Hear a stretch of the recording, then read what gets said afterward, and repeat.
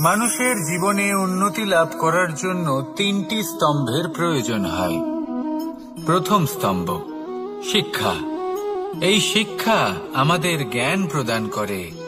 দ্বিতীয় স্তম্ভ ব্যবসা, যার দ্বারা আমরা ধন উপার্জন করি। তৃতীয় স্তম্ভ হলো আমাদের ঈশ্বর, আমাদের ইষ্ট।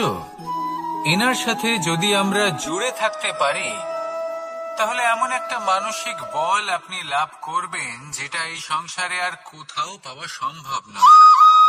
কিন্তু মানুষ অনেক সময় জীবনে এই তিনটি স্তম্ভ লাভ করা সত্ত্বেও সামনে অগ্রসর হতে পারেন না। তখনও জীবনে কঠিন পরিস্থিতি আসতেই থাকে। এমনটা ঠিক কেন হয়? কারণ সে জীবনে এই তিনটি স্তম্ভ লাভ করে নেয়, জীবনে প্রয়োগও করে, কিন্তু তার ভিতের কথা সে ভুলেই যায়। যেমন প্রথম স্তম্ভ অর্থাৎ শিক্ষা। এই শিক্ষার আধার হলো শুভ চেতনা। যদি অন্তরে শুভ চেতনা না থাকে, তাহলে এই শিক্ষার কোনো গুরুত্ব থাকে না। দ্বিতীয় স্তম্ভ ব্যবসা।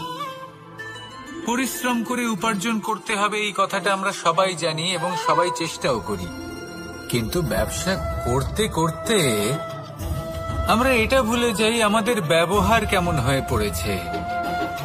এই ব্যবহার যদি শুভ হয়, তাহলে আমাদের উপার্জন আস্তে আস্তে একটা স্থির জায়গায় এসে পৌঁছবে। এবং তৃতীয় স্তম্ভ আমাদের ভগবান। যদি ওনার স্মরণে আপনি যেতে চান, তাহলে তার পূর্বে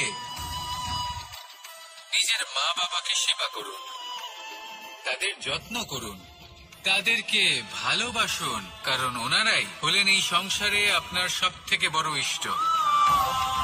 তাহলে তিন স্তম্ভের সাথে সাথে তাদের আধারকেও নিজের জীবনে প্রাধান্য দিন। কোনো সমস্যা আসবে না, জীবনে একের পর এক উন্নতি করবেন এবং এই মন প্রসন্ন হয়ে বলবে রাধা রাধা।